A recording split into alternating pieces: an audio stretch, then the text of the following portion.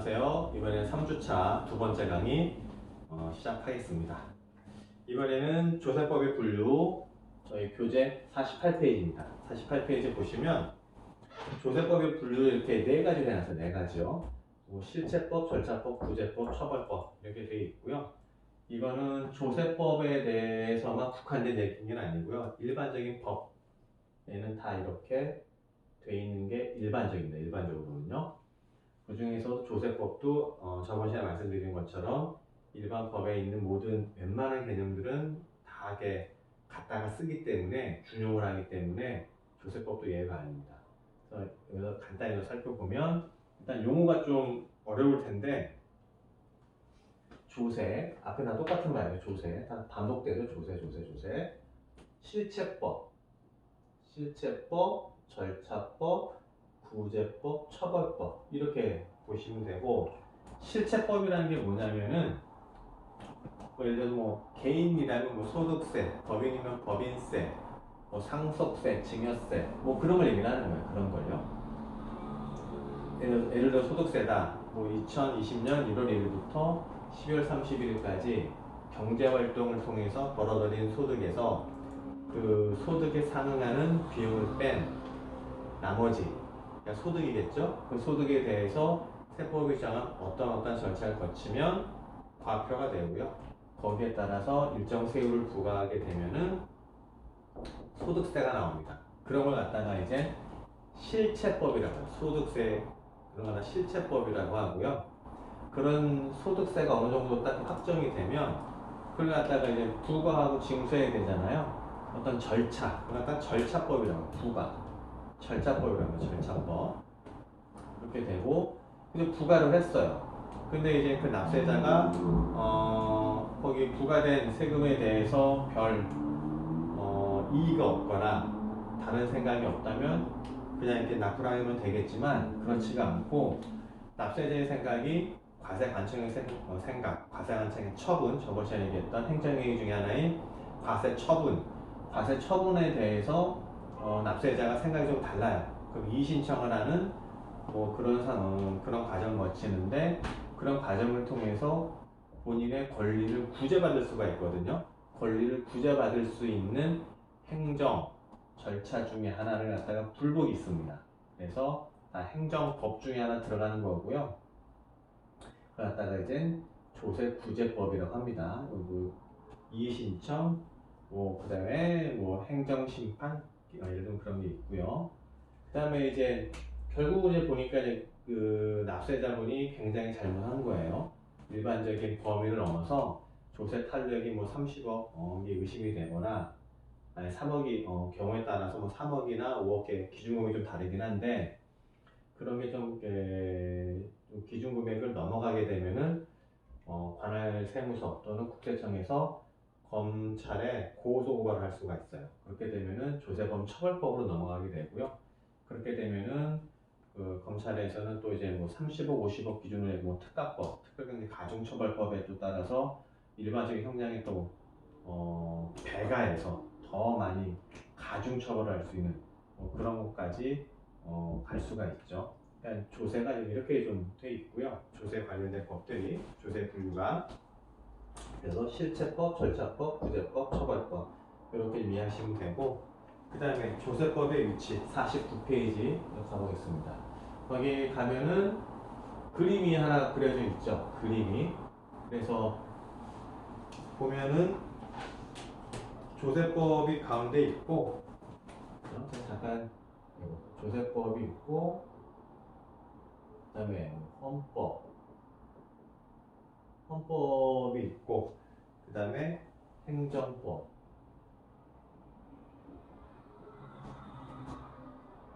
국제법, 그 다음에 형법, 민법, 상법, 이런 모든 것들이 조세법에 영향을 줍니다. 조세법에. 자, 구체적으로 한번 들어가 볼까요? 첫 번째 헌법과의 관계. 헌법과의 관계 보면은 교재 49페이지 양가로 1번 두 번째 줄. 모든 국민은 법률이 정하는 바에서 납세 의무를 져요. 그죠? 5대 의무 중에 하나죠. 뭐 국방의 의무, 납세의무 이런 것처럼. 그 다음에 또 조세의 종목과 세율은 어떻게 정한다? 법률로 정한다.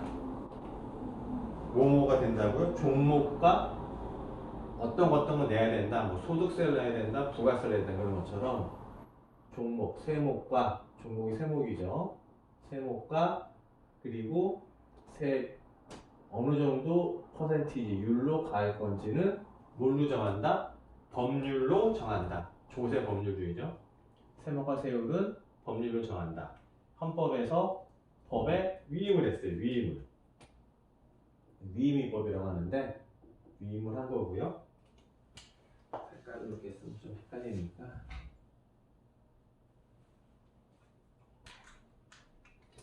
위임을 한 겁니다. 위임위법. 그러니까 헌법의 모든 걸 다 나열할 수 없기 때문에 법으로 내려서 헌법에서 법률로 내려서 법률이거든요. 법률로 내려서 이쪽에서 좀 구체화시킨 거죠. 법률 내린 거고 그게 헌법과 좀 관계가 되고요. 그 다음에 또 보시면은 두 번째 국제법과의 관계. 국제법 보시면 두 번째 줄 이중과세 문제가 발생한다. 그래서 그 밑에 줄 조세 혈액이 바로 국제법이며 국내법에 우선해서 적용한다. 이게 무슨 말이냐면요. 한국은 이렇게 돼 있어요. 헌법 있고 법률 있고 행정법이 쭉 이렇게 있죠. 그래서 여기 한국이 이렇게 있단 말이에요. 그래서 한국은 소득이 이만큼 발생을 하면 이거에 대해서 어떻게 어떤 절차와 방법으로 과세를 할 것이며 그리고 세금은 어느 정도 나오게끔 세금은 어떤 세율에 의해서 부과하겠다 하고 이렇게 규정이 되어 있단 말이에요. 그죠? 근데 이렇게 세금을 거두어들이는 나라가 우리나라뿐만 아니라 전 세계 대부분의 나라가 세금을 거둬들여요. 근데 예를 들어서 한국에 있는 A라는 사업자가 있어요. A라는 사업자가. 근데 이 사람이 전 받아보는 미국에서도 사업을 해요. 삼성, 현대, 뭐 기타 등등 그런 대기업뿐만 아니라 중기업, 소기업 많은 사람들이 이제 그런 분들이 많이 계시거든요. 그래서 이 사람은 A라는 분은 한국에서 소득이 발생하고 미국에서도 소득이 발생해요. 미국에서도 한 이만큼 발생을 해요. 한국보다 조금 적지만 이만큼 발생을 해요. 그러면은 자 생각을 해봅시다. 이거 좀 이제 디테일하게 좀 말씀을 좀 드릴게요. 이거는요. A라는 사람은 일단 국적하고는 상관이 없고요. 우리나라에서 183일 이상 거주하고 이 사람의 뭐 재산을 보니까 우리나라에 부동산이 있다거나 집이 있다거나 뭐 건물이 있다는 등 부동산이 있거나 그리고 배우자나 가족이 한국에 있거나 그죠? 그리고 여타 어떤 사회 관계를 봤을 때 예를 들어서 뭐 동호회 모임이라든지 아니면 학교 뭐 이런 친구 관계라든지 이런 거 봤을 때 다 대부분 한국에 있어요. 그렇다면 이 사람의 생활의 근거지, 이해관계의 중심지는 미국에 그런 게 전혀 없다면 한국일까요? 미국일까요? 그럼 생활관계의 그러니까 이해관계의 중심지는 그때는 한국이에요. 한국. 그래서 그때는 한국에서 과세권이 있습니다. 물론. 그래서 그때는 뭐라고 판단하냐면 한국의 거주자라고 판단해요. 거주자. 한국 거주자. 국적하고 상관이 없어요. 좀 어려운 개념인데 좀 들어보기만 하세요. 이번에는요. 그 미국 입장에서 보면 다시 한국에서는 한국 국세청, 한국 국가에서는 소득 이만큼 발생했으니까 이만큼 과세를 해요. 그죠? 파란색만큼. 미국 입장에서는 미국 주권 범위 안에서 요 붉은색만큼의 소득이 발생했기 때문에 요만큼에 대해서 과세를 할 거예요. 그죠?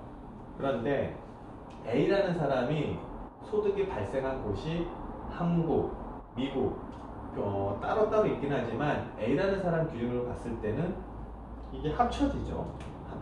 그죠? 다 A 사람들 귀속이 되니까. 그러면은 한국 정부, 한국 국세청 입장에서는 현재는 파란 거만큼만 과세를 했는데 알고 보니까 빨간 게 더 있어요. 그러면은 한국에서 요거까지 더 과세를 더 하면은 재정 수입이 더 늘어나겠죠. 그죠? 공정과세가 실현이 되는 거고요. 반대로 본다면 미국 입장에서 이만큼 일단 과세를 했는데 더 해보니까 한국에서 이만큼 또 발생을 또 발견을 했어요.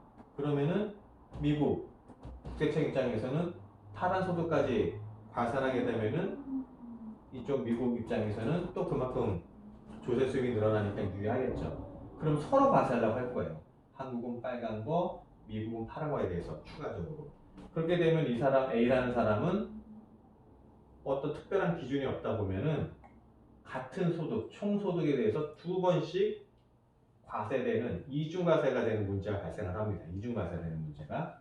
그 문제를 풀기 위해서 나오는 게 국제법이에요. 국제법. A라는 분이 한국 내에만 있거나 뭐 다른 나라에 사업을 하지 않는다면 이런 이중과세, 다른 나라와의 어떤 이중과세 문제가 발생하지 않지만 이 A라는 분이 다른 나라, 다른 외국에 가서 또 사업을 하면서 소득이 발생하기 때문에 이중과세 문제가 발생을 하는 거예요. 그렇게 되면 누가 이 추가적인 소득에 대해서 파란, 만약 한국 입장에서는 추가적인 이 빨간 거, 미국 입장에서는 추가적인 파란 거, 이거에서 누가 과세권을 가져가야 되느냐가 국제법의 주된 이슈 중에 하나입니다. 안 그러면 이중과세 문제가 심각하게 되기 때문에 그러죠. 그래서 어떻게 하냐면은 그 기준이 뭐냐면은 우리나라 국세청에서는 거주자 개념으로 봐요. 거주자. 아까 말씀드린 것처럼 183일 이상 국내에 계속 거주해야 되고 출국 관리 기록을 떼보면 압니다. 그리고 뭐 배우자나 자녀분들 이런 이제 그 생활 근거지가 한국이어야 되고 그다음에 부동산, 뭐 집이나 땅이나 이런 게 한국에 있고 뭐 이런 전반적인 내용을 봤을 때 다시 우리나라로 돌아와서 생활할 가능성이 매우 높다라고 판단될 때는 국적에 상관없이 거주자로 판단하고 그 사람들 과세를 여기까지 합니다. 빨간 것까지. 그럼 이 사람이 만약 우리나라에 배우자가 있고 자식이 있고 집이 있고 그러면은 이 빨간 가지 소득을 합쳐서 과세를 하지만 미국 입장에서는 이 이해관계 중심지가 미국이 아니라 한국이 되겠죠. 그렇게 되면은 미국은 이 파란 소득에 대해서는 과세권이 없어요. 그게 다 조세 협약을 통해서 국제법 조세 협약을 통해서 다 맺어놨거든요. 우리나라는 세계의 대부분 나라와 조세 협약을 맺고 있고요. 지금 말씀드리는 게 조세 협약의 가장 중요한 포인트입니다. 그래서 이런 것 같은 이해관계 중심지가 어디냐, 뭐 항구적 거주 여러 가지 기준이 있는데 가장 중요한 포인트는 이해관계 중심지가 어디냐, 그 핵심, 그 어느 쪽으로 과세권을 귀속시킬 건지에 대한 핵심 포인트가 될 거고요. 이해관계 중심지는 이때는 A예요. 한국이에요, 한국. 그러면 과세권은 한국이 여기까지 다 가져가고요. 그렇게 되면 미국에서 저 빨간 거에 대한 소득에 대해서 과세를 했죠. 그죠? 이만큼 걷어갔어요. 근데 한국에서 이해관계 중심지, 즉 거주자가 됐기 때문에 파란 거 더하기 빨간 거까지 과세를 하게 돼요. 그죠? 그럼 빨간 거는 두 번 과세가 되죠. 그리고 빨간 거 부분에 대한 이중과세 문제가 발생하기 때문에 이중과세를 100% 해결하기는 어렵지만 어느 정도 해소하고 완화시켜주기 위해서 어떻게 하냐면, 자 보시면 파란 거, 빨간 거 이렇게 더해서 뭐 새로운 과표 이렇게 나오죠. 새로운 과표가 나오고요. 이렇게 되면은 우리나라 세율은 누진 세율 구조가 좀 많이 있기 때문에 여기서 적용되는 한계 세율, 적용 세율이 또 소득이 더해짐으로 해서 적용되는 세율 구간이 더 올라갈 수가 있어요. 예를 들어서 여기가 만약에 15% 구간이었는데 이게 더해짐으로 해서 토탈이 25% 구간이 된다. 그죠? 원래는 이제 각각 15% 매겨왔으면 좋겠는데 이렇게 누진이 될 수가 있거든요. 그럼 이 사람이 세금이 확 올라가겠죠. 이건 어차피 우리나라 소득에서 발생한 거니까 뭐 그렇다 치고, 이중과세 문제 어떻게 해결하냐면은 그래서 세금이 나올 텐데 여기서 이미 냈던 세금 있죠. 납부한 세금. 갖다가 만약에 납부한 세금 갖다가 납부한 세금 이렇게 있으면 이 세금을 여기서 산출된 세금에서 빼줘요. 만약에 세모다. 세모를 빼줘요. 그죠? 이중과세 조정.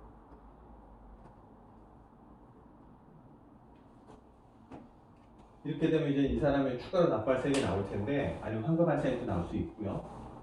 근데 이렇게 보면은 여기서 납부한 세금은 여기서 그대로 빼고, 여기서 만약에 100원을 납부했으면 여기서 100원을 빼줘요.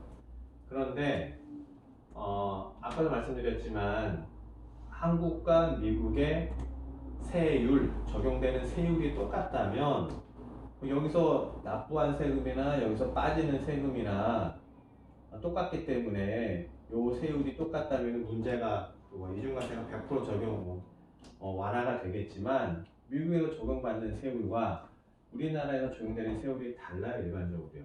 다르기 때문에 여기서 빠지는 거는 물론 이제 절대적인 금액은 똑같지만 상대적인 세율이 다르기 때문에 이중과세 문제는 100% 해소가 아니라 어느 정도 완화만 되는 겁니다. 완화만.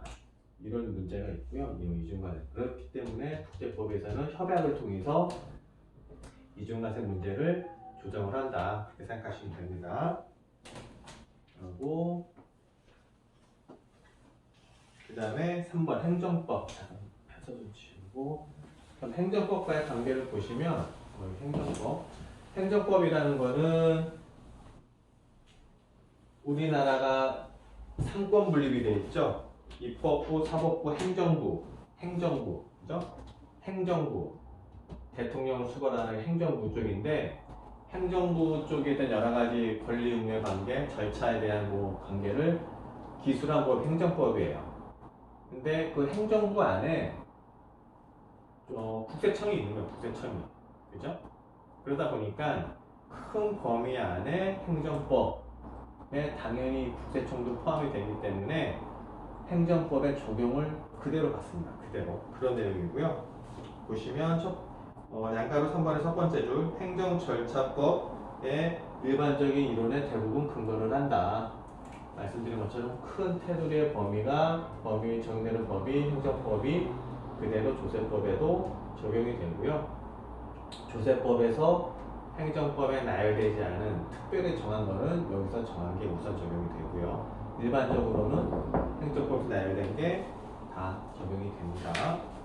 그래서 가보시면 민법과 상법과의 관계, 민법과 상법. 그러니까 일반적으로 이제 사회생활을 한다 보면은 일반적으로 이제 민법의 관계를 받고요. 그다음 경제활동을 하다 보면은 또 상법의 적용을 받아요.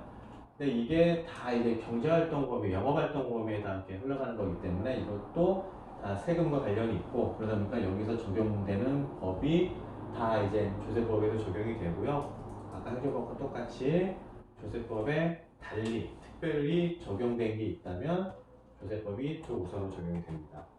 네, 형사법의 관계에 보시면 첫 번째 줄에 조세범 처벌법은 조세 포탈 각종 위반에 대해서 형벌적인 제재를 가한다.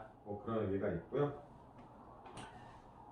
그 다음에 이제 인문학과의 관계에서 아까 잠깐 얘기했던 재정학, 회계학 그런 게 있고요. 이런 법의 여러 가지 이제 옆에 주의 법들을 다 이제 받아들이고 있고요.